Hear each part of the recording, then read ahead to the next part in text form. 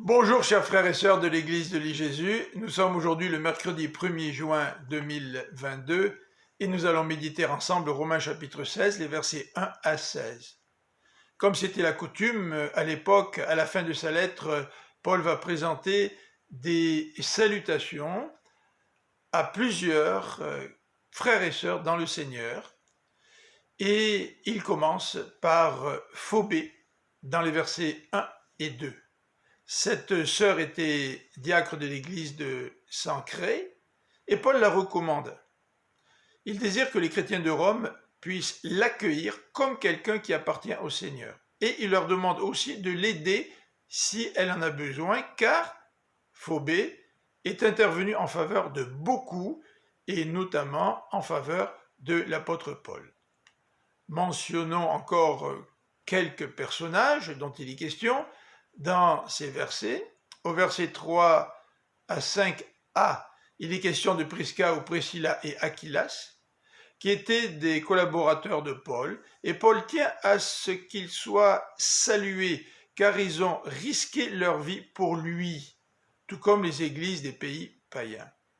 Ensuite, au verset 5b, Paul mentionne Épaïnette, le premier croyant dans la province d'Asie. Verset 6, il mentionne aussi Marie qui a beaucoup travaillé pour vous.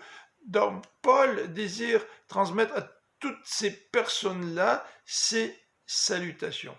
Au verset 7, il est aussi question d'Andronicus et Junia, compatriotes de Paul, compagnons de captivité, apôtres remarquables qui se sont même convertis avant lui. Paul termine cette longue liste, j'en saute plusieurs, en demandant aux chrétiens de Rome de se saluer les uns les autres. Donc les salutations terminent la lettre de Paul. Il va rajouter quelques éléments que nous verrons demain, mais ces salutations nous laissent sur certaines questions. Ce sont des gens dévoués. Ce sont des exemples de persévérance au service de Jésus-Christ. Voici les deux questions que j'aimerais nous poser. Premièrement, si Paul écrivait à l'église de l'I-Jésus, qu'est-ce que Paul dirait de nous?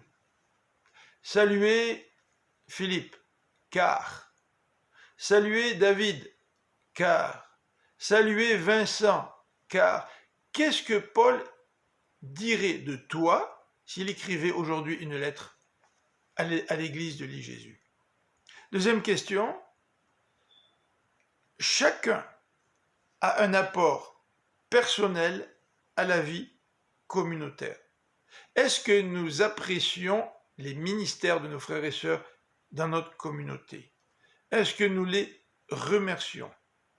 Il ne s'agit pas de flatterie, mais d'exprimer notre reconnaissance de l'œuvre du Seigneur dans leur vie et aussi au travers de leur vie. Cette salutation de Paul est l'expression aussi d'un témoignage de ces chrétiens et d'une reconnaissance de l'apôtre envers chacun d'entre eux. Que le Seigneur vous bénisse et je vous souhaite une bonne fin de journée. À demain.